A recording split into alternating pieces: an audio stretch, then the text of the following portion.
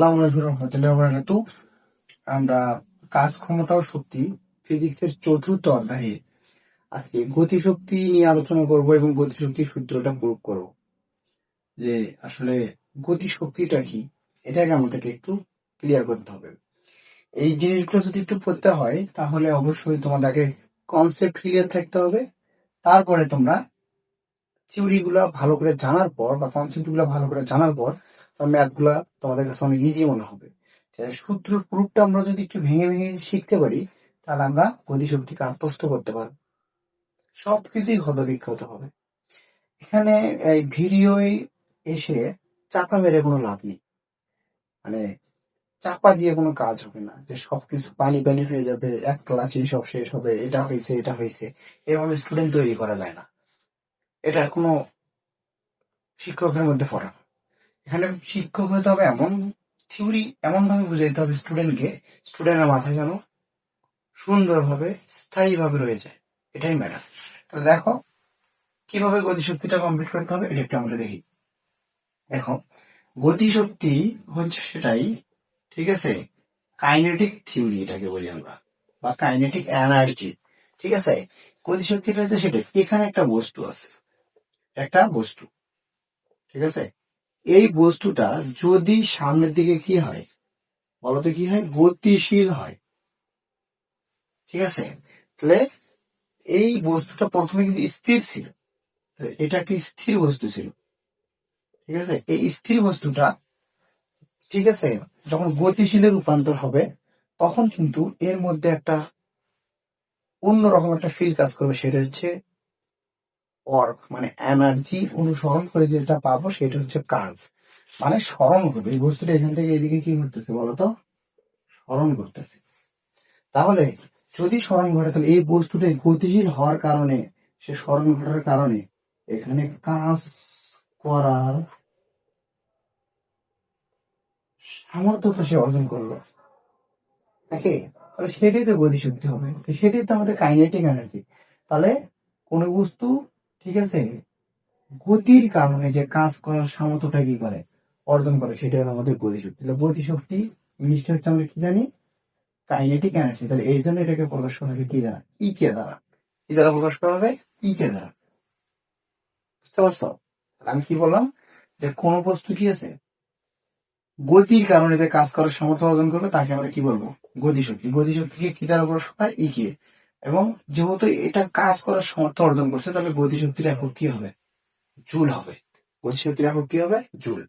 আর গতিশক্তির সূত্রটা যেন প্রুফ করতে চাই তাহলে একটু দেখি। এটা হচ্ছে আমাদের গতিশক্তির সাথে কৃত কাজের সম্পর্কটা কেমন একটু দেখে নিই আমরা। তাহলে প্রথমে আমার যে বস্তুটা ছিল সেটা কি ভরের বস্তু ছিল, এম ভরের। এই বস্তুটা এই জায়গায় আসলো, এম ভরের বস্তুটা। সেটা প্রথমে আদি এক্স ইউ, শেষ হয়েছে আমাদের ভি। কিন্তু এটি স্থির অবস্থা ছিল, সে এই দিকে গেছে, যার কারণে তার কি করছে, স্মরণ ঘটছে। তাহলে সময়ের সাপেক্ষে তার বেগটা কিন্তু বৃদ্ধি পেয়েছে। তাহলে এখানে ত্বরণও আছে, তাহলে হচ্ছে এ। এটাই যদি হয় তাহলে কিন্তু আমাদের দ্বিতীয় অধ্যায়টি ফিরে যেতে হবে। তাহলে এটা যদি স্থির অবস্থা থেকে যায়, এটা কি অবস্থা থেকে বলতো, স্থির। তাহলে আমাদের এখানে সূত্র হবে ভি স্কোয়ার সমান কি জানি, ইউ স্কোয়ার প্লাস 2s। আদি ভেক্টর যদি 0 হয় তাহলে ভি স্কোয়ার সমান লিখতে পারি আমরা 0 square plus 2s। V square সমান কি পাচ্ছ, 2s। আর এস এর মান বের করতে চাই, তাহলে এ এর সমান জানি উপরে ভি স্কোয়ার ভাগ হচ্ছে কি 2। এখন এইখানে এ এর সমান ভি স্কোয়ার ভাগ 2 যদি জানি, আমরা কিন্তু একটা জিনিস জানি যে গতিশক্তি, গতিশক্তি সমান আমরা কি জানি, কৃত কাজ। এটো, তাহলে গতিশক্তিকে প্রকাশ করে আমার কি দ্বারা, ই কে। আর কৃত কাজকে প্রকাশ করে আমার কি দ্বারা, ডাব্লিউ দ্বারা। তাহলে ই কে যদি এটা ডাব্লিউ সমান আমি কি জানি, এফ এস। তাহলে এফ সমান কি জানি, এম এস, তার সাথে আমাদের কি আছে, ই কে।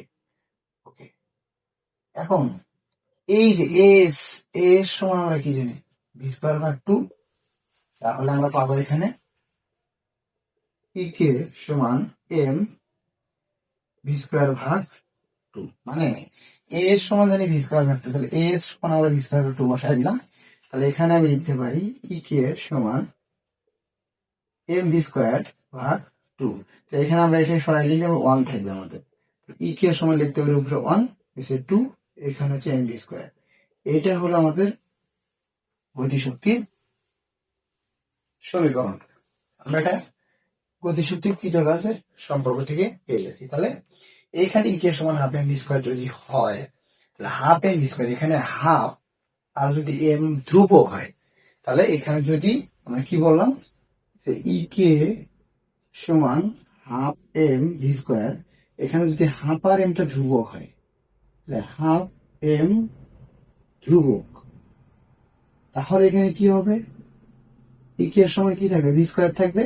তাহলে আমরা লিখতে পারি ই কে সমানুপাতিক ভি স্কোয়ার। তুমি দেখছো গতিশক্তির সাথে বেগের সম্পর্কটা কেমন? তাহলে এই গতিশক্তির সাথে বেগের সম্পর্ক হবে বর্গের সমানুপাতিক। কেমন? এটা হচ্ছে গতিশক্তির সাথে সম্পর্ক কেমন হবে, বর্গের সমানুপাতিক। গতিশক্তি যদি দ্বিগুণ হয় তাহলে বেগ কত গুণ হবে, বেগ হবে 4 গুণ। গতিশক্তি যদি 4 গুণ হয় বেগ কত গুণ হবে, 16 গুণ হবে। এটা একটু মনে রাখতে হবে, বর্গের সমানুপাতিক। ওকে, এটা হচ্ছে গতিশক্তি ব্যাখ্যা। এবং গতিশক্তির অঙ্কগুলোর মধ্যে আমাদের কিন্তু এই সমীকরণটা খুবই ইম্পর্টেন্ট। এটা কেন একটু দেখো, যদি আমাদের ই কে এর সমান যদি হাফ এম ভি স্কোয়ার হয়, তাহলে ভি স্কোয়ার সমান কিন্তু আমাদের ইউ স্কোয়ার প্লাস 2s। তাহলে আমরা লিখতে পারি হাফ এম ভি স্কোয়ার সমান যদি ইউ স্কোয়ার প্লাস 2as। এটা কখন ইউজ হবে, এটা যদি সরল পদে হয় তখন এটা ইউজ হবে। যদি এটা পরন্ত বস্তুর ক্ষেত্রে হয় তাহলে কেমন হবে, তাহলে আমরা জানি তখন হবে ই কে সমান যদি জানি আমরা হাফ এম স্কোয়ার, কিন্তু পরন্ত বস্তু বলছি, অভিকর্ষ ত্বরণ দ্বিগুণ সূত্র প্লাস হবে, তখন হবে ই কে সমান হাফ স্কোয়ার সমান জানি ইউ স্কোয়ার প্লাস 2gh। এটা ইউজ হবে।